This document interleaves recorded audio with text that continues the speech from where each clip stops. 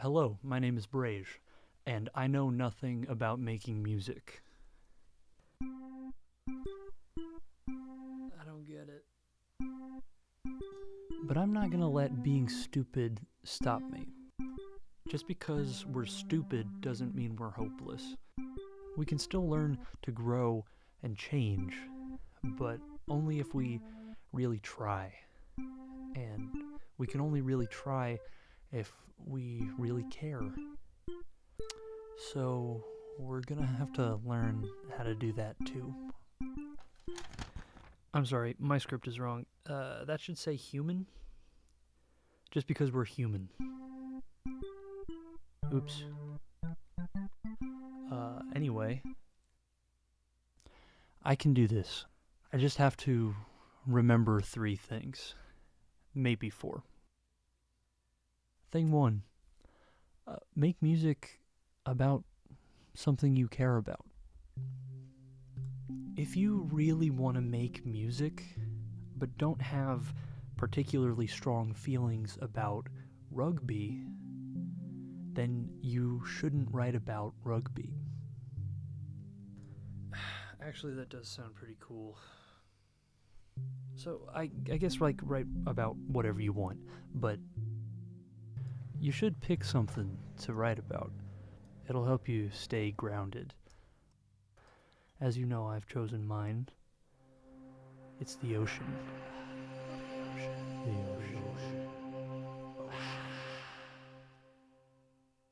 ocean. Sorry. Picking a theme is also helpful for when you get stuck, because you can look to it like a guiding stone. You'll never ask the question, oh, what should this song sound like? Because you've already chosen the answer. In my case, it is the ocean. So the song should sound like the ocean. For you, it might be, what does rugby sound like? Which is a question that I don't know the answer to. What does rugby sound like? Huh. Alright.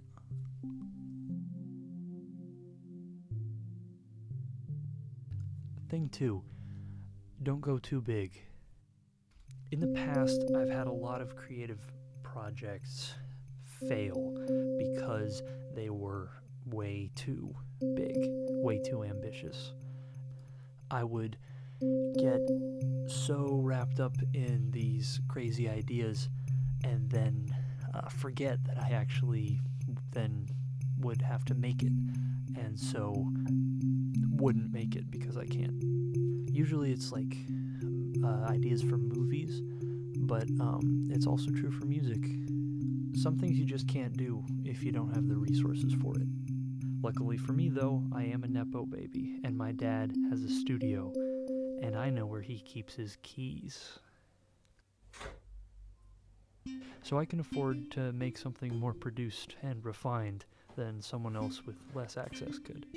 But that doesn't mean my stuff is necessarily gonna be better than a demo that some 14-year-old kid made with a $50 acoustic guitar on voice memos. If the passion and creativity is there, it can be just as awesome as anything I could make in the studio. But if that is what you're working with, then you probably shouldn't try to write an elaborate psychedelic synth madness aquatic concept album. You should try to write guitar songs. Or find a friend like me with one of those dads. Love you, Dad. Thing 3, don't try to be perfect. A little while ago, I went into the studio to try to record my song, Reef City, and I had a lot of trouble trying to get it down, because I just couldn't get it to a place where I was happy with it, so I gave up. And then I didn't work on it for like 3 months because I got so discouraged and in my head about it. I could hear it in my mind, but I couldn't get it out of my mind in a way that I was happy with. I couldn't make it perfect, so I gave up trying to make it at all. Now I realize that no one has ever made it perfect, and I accept that. I don't like it, but I accept it. It being worse than you hoped is still better than it not existing at all. I struggle with this every time I try to make something. It's really hard to force myself to make something that isn't perfect, but it's vitally important because nothing is perfect, and I can't just not make anything because I'm holding myself to too high of a standard. Surprise, there's a fourth thing. I'm not doing this for money, obviously, because there's no way in hell I'm making money off this. Honestly, I don't know why I'm doing this, and I don't know why I'm an artist at all, really, and why I need to create in the way that I do. But it is a part of my life. It's my driver, my purpose. It is.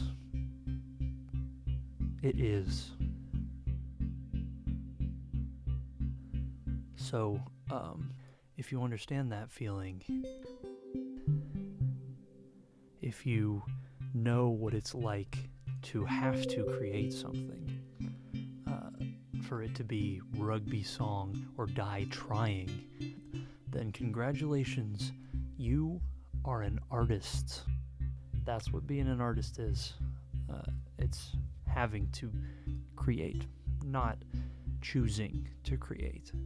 I didn't choose the ocean chose me. I am Moana, basically. Everyone can make art, but some people are artists. And that's not like a good thing, necessarily, you know? It can be exceptionally destructive to be an artist, both to the artists themselves and those around them. But it can be done. You can be a good artist and also a good person, living a good life. It just has to be intentional. You need to be aware that you are very much capable of burning too hot, throwing everything you have at art and not getting anything back. So, with that in mind, I am going to be an artist because I have to, but I am going to remember to take it easy sometimes, not be too hard on myself, and not let it take over my life, because my life is not worth an album about the ocean. Making art is a taxing, energy-consuming process, so you need to have energy for it to consume, or else it will consume everything, and you will run out, at which point it'll die, because you can't keep making it. That's why it has to matter to you. If you don't care about what you're doing, then how could you expect someone else to care about it? And we're right back to thing one. It needs to move you to move us. Thank you for watching. Bye.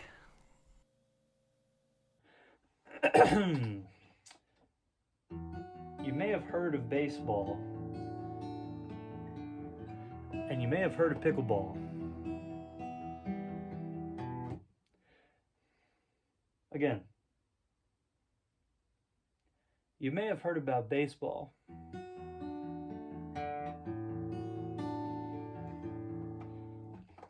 You may have heard heard about baseball.